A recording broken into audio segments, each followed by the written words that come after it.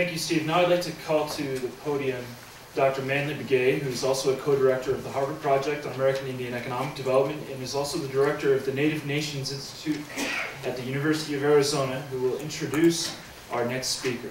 Manley. Good morning, everyone. Hope everyone had a real nice sleep. I did. And for those of you that are about 6 feet, 3 or 4 inches or taller, I have a real important question to ask you. How do you stand underneath those shower heads, you know? It's a real funky shower head. Did you guys notice that? When you turn it, it turns off, you know? And you have to have it going down. I thought it was kind of interesting.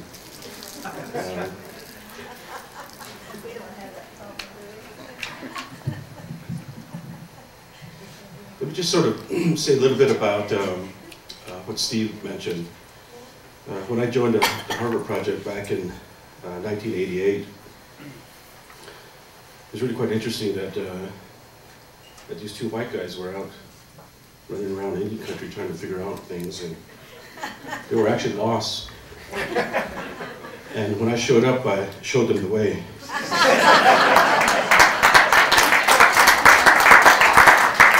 Sometimes I regret it, you know. I've known these guys for so long that we joke about one another. You know, they joke about me. They said, you know, we've known him for so long that we remember when he had dark hair. You know. So I say, you know, well, I remember them when they had hair. It's very interesting how things have occurred down through the years. And in this next presentation, what's very interesting about this is that you have essentially, under some trying circumstances, an individual or a group of individuals that rose to the occasion to really set up a mechanism by which to ensure that government, the Navajo government in this case, had a checks and balance system and had a separation of powers. And it was really an outgrowth out of some trying circumstances, essentially a mini revolution. And it is unbelievable to hear the stories underneath the story.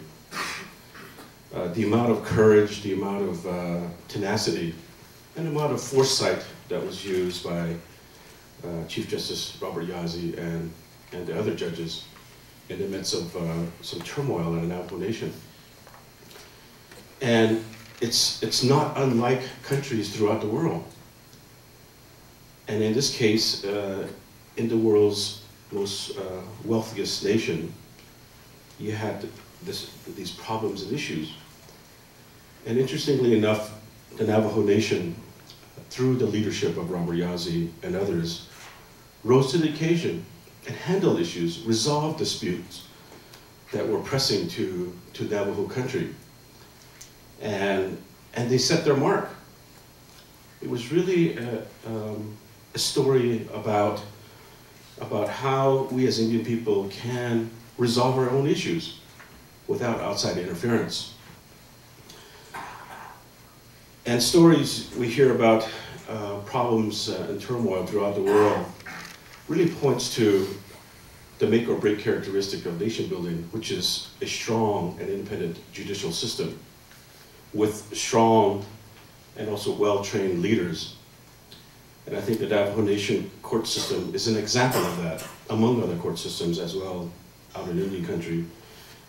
And I would venture to say that the Navajo court system is as strong or stronger than some of the best court systems throughout the world.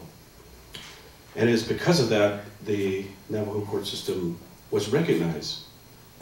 And interestingly enough, Robert Yazzie and others stood their ground and created, for all of us, an innovation, a creation that will last for a very, very long time, rooted in Navajo common law as the law of the land, which is the way it should be. It's really an example of a culturally appropriate leadership as well as a culturally appropriate institution. And with that, I'd like to introduce Robert Yazzie. He is Bitahni, that's his mother's clan. His father's clan is Twitachitni. His Nale, or his relatives on his dad's side, is Kiani. And on his mother's side, his mother's father's clan is Ashiya. So Ashiya and my clan, my Deshkishi, are the same clan. So we call these others Che, or grandfather. Chief Justice Yazzie has been on the bench for 16 years and has been a Chief Justice for 10 years. He's a graduate of the University of New Mexico Law School back in 1982, and also is a graduate of Oberlin College back in 1974. So with that, the Honorable Chief Justice Yazzie.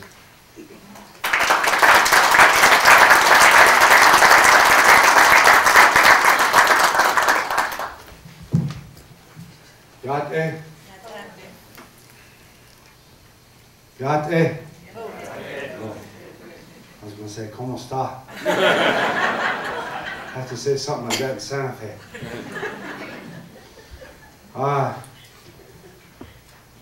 I wish to thank Mr. Andrew Lee, and I always have to look up to him when I talk with him, for this opportunity to invite the Navajo Nation Judicial Branch to make comments about the contribution of the branch to good governance. So, as an opening, I would like to talk about Justice Souter's concurrent opinion in Nevada v. Hicks, which is very troublesome to all of us. And he said, when this past summer, Associate Justice O'Connor, Sandra Day O'Connor, and Justice Breyer came to the Navajo Nation to observe the Indian justice in Indian country. And much of what they said is no different from the way Justice Souter said in his concurrent opinion. And he said, non-Indians are in danger of unwarranted intrusion on personal liberty in Indian courts. And he gave a basis for that and said, the U.S. Bill of Rights does not apply to Indian nations. And when you look at the Indian Civil Rights Act, it does not include all its guarantees. Indian courts apply customs, traditions, and practices.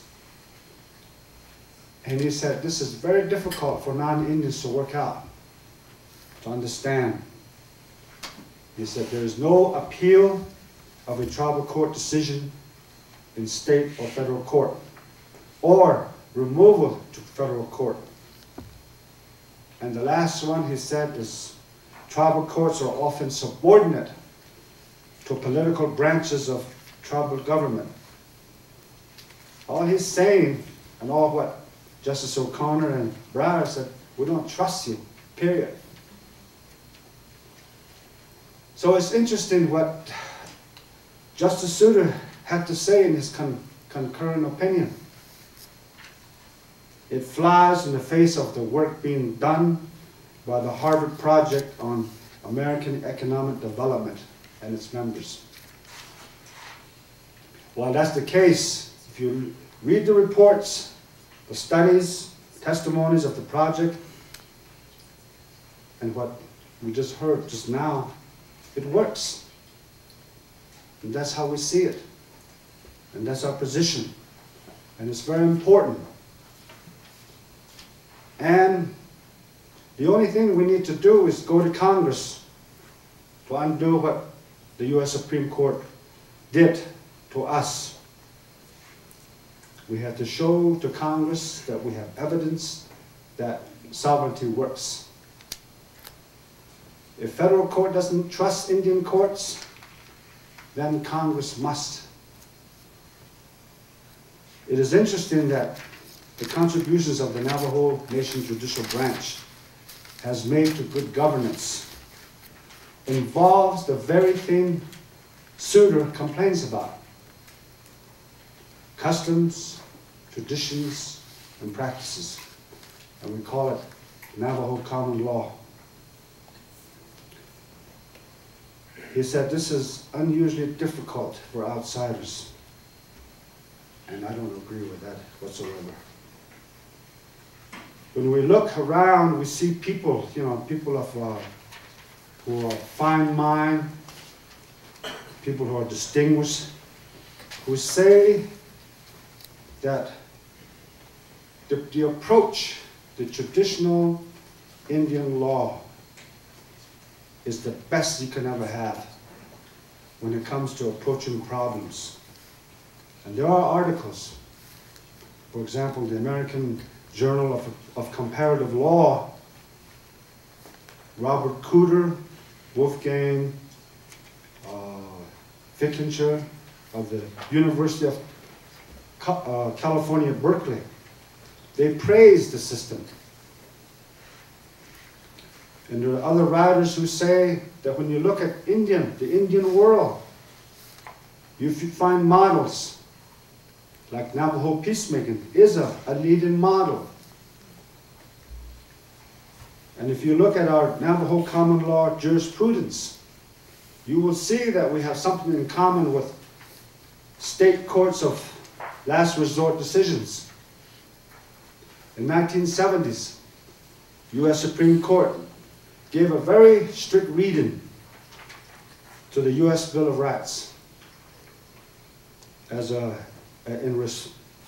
They denied certain civil rights and liberties.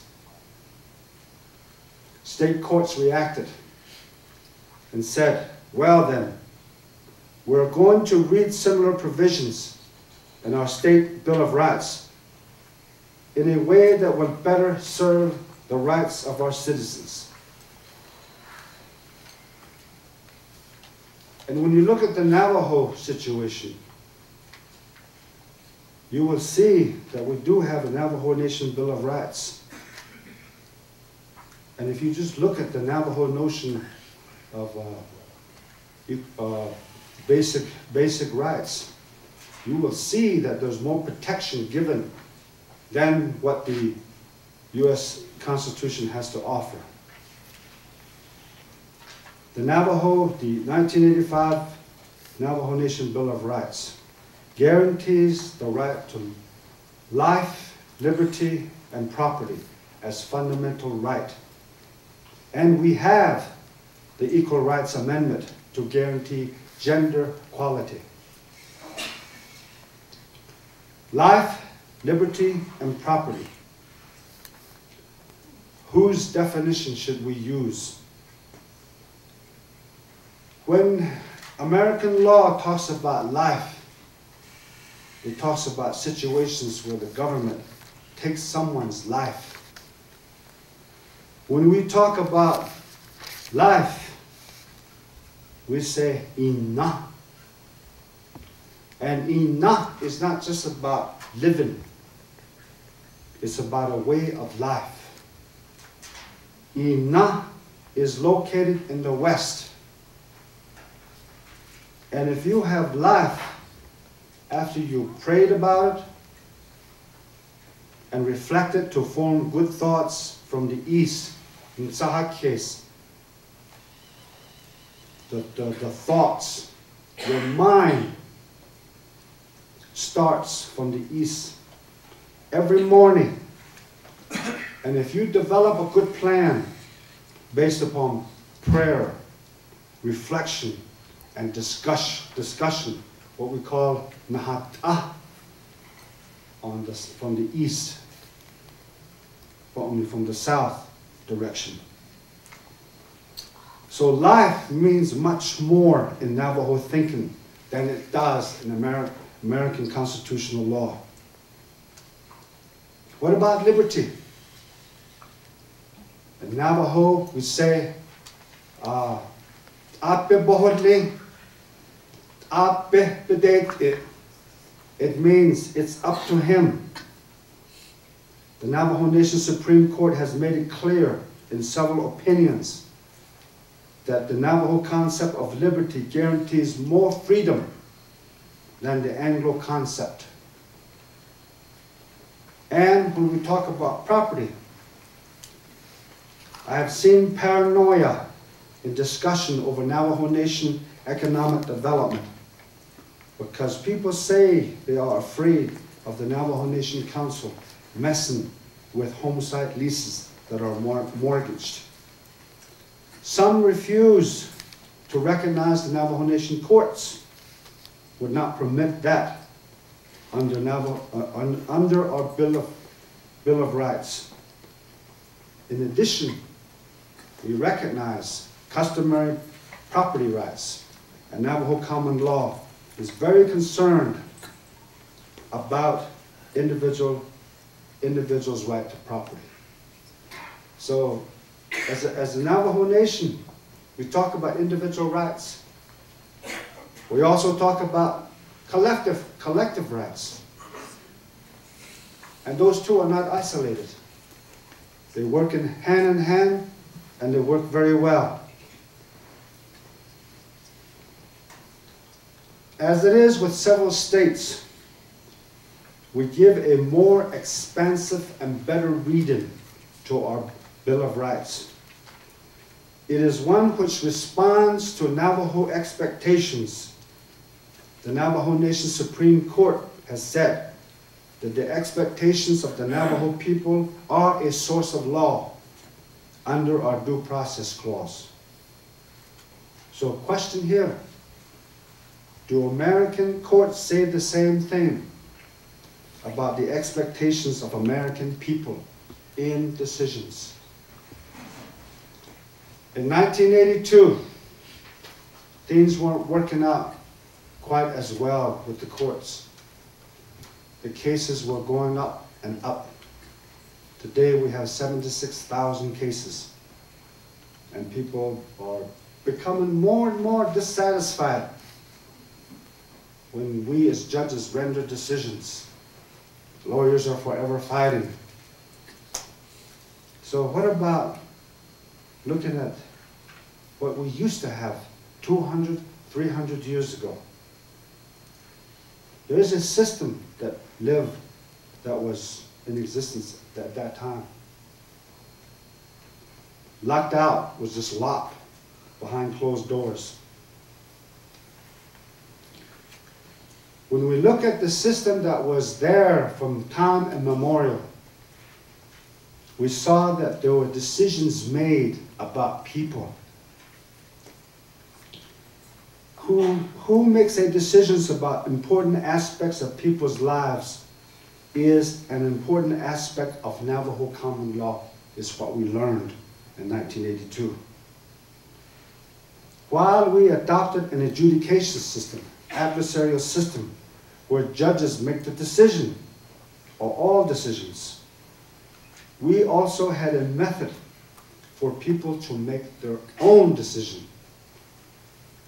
And we find out that the more you do that, there's good decision, there's strong decision, there's better decisions, decisions that last a long time, something that does the job, something that gets to the bottom of things.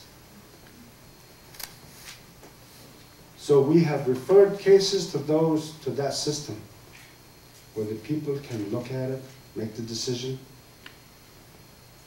Something that we couldn't resolve in court will resolve over there. So who would have thought in 1982 that by the year 2002, the United Nations would be looking at a traditional Indian method of dispute resolution as a model?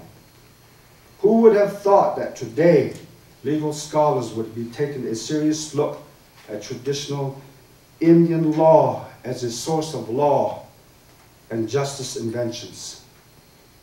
One of the very positive aspects of the Harvard Project on American Indian economic development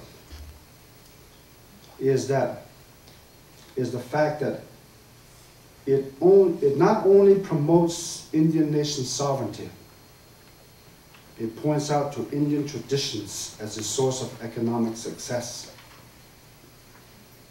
So when we talk about good governance movement, we have to be serious, because it is something, it is a movement that's going on at the international level.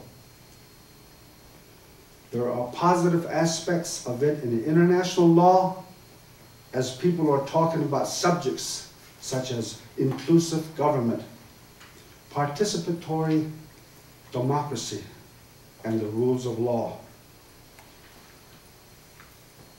What contributions did we make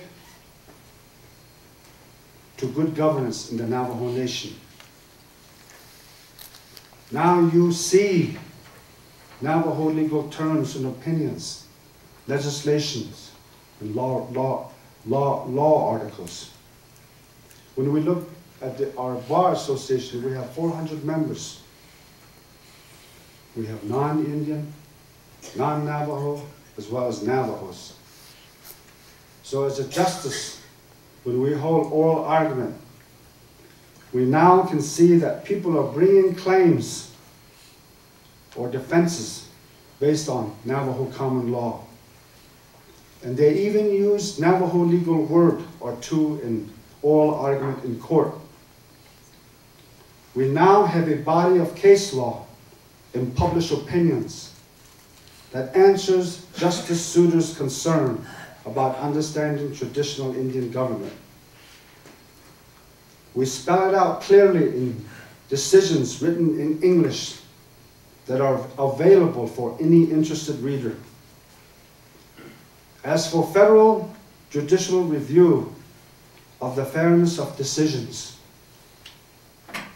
what is there to review? Our decisions are clear. They show the principles which apply and why. And they give predictability to court decisions in the future. And people are very happy about that. At end, what we call sovereignty isn't something given to us, you or I. When you read the law definition, it's pretty bad, because it talks about absolute power, absolute authority. Our definition is quite different. It speaks to the dignity and individuality of everyone. It talks about sharing and caring. It embodies respect for the individual. It promotes participatory democracy. Question: do we face any dangers? Answer: certainly. There are some people who forget the role of a court is a step between the individual and his or her government when there are abuses. There are those who would deny that judges have a sacred obligation to uphold fundamental rights guaranteed in both Navajo Nation Bill of Rights and Navajo common law. There are a few who mock our interpretations of due process from a Navajo point of view. They are not Navajos. If due process is fairness, then what is fair? There's a saying in the cartoon, the character says, ask the magic mirror, mirror, mirror on the wall, who's the fairest of them all? The answer, the Supreme Court. We like to think it's the Navajo Nation Supreme Court. That is our challenge. What's fair? What our traditions and sacred wisdom tell us? as they have handed down to us in our oral traditions. We were honored by an award based upon the Navajo Nation Judicial System's promotion of Navajo common law principles and procedures. That is a high honor indeed. As you know, the late Al Harris received that honor. He's no longer with us today, but he did his best to get us where we needed to be. It is somewhat frightening too, because the honor is a challenge to maintain our efforts. The first justice of the Navajo Supreme Court have now retired. They have set the high standards for which we were honored. I follow them. Others will soon follow me. I can only hope that the standards we have put in opinions, court rules, judicial policies on Navajo common law will stand the test of time. And I think they will. Why? If Navajo common law itself has stood the test of time, survive and impose government systems, imposed courts, and other imposed standards, and attacks on our sovereignty, it will survive. People like Kit Carson are alive and well. And all that stands between us and extinction as Indians is our law. That is why we fought for it and put it in place in our judicial system. What is good governance? If you make reference to your Indian mind, in our case, to the Navajo mind, you can look at all four directions. And you can read things. And one thing that you can read for sure is when you look at yourself, you know who you are. You know where you've been. You know where you're standing. You know where you're going. That you are a reflection of what's out there. The four directions. It is the Navajo common law principle of order within the four sacred mountains. So we say, Behazani. And that's a word to say it's Navajo, it's law. But if you look at the term Behazani and ask the question, what does it mean? It'll take you a lifetime to explain what it means. Simply, life comes from it. Behazani does not mean you cannot do this, you cannot do that, and you cannot do that. Behazani means what is permitted. Behazah. So if we stand with that, we know where we are. We know our foundation. We know our future. Thank you.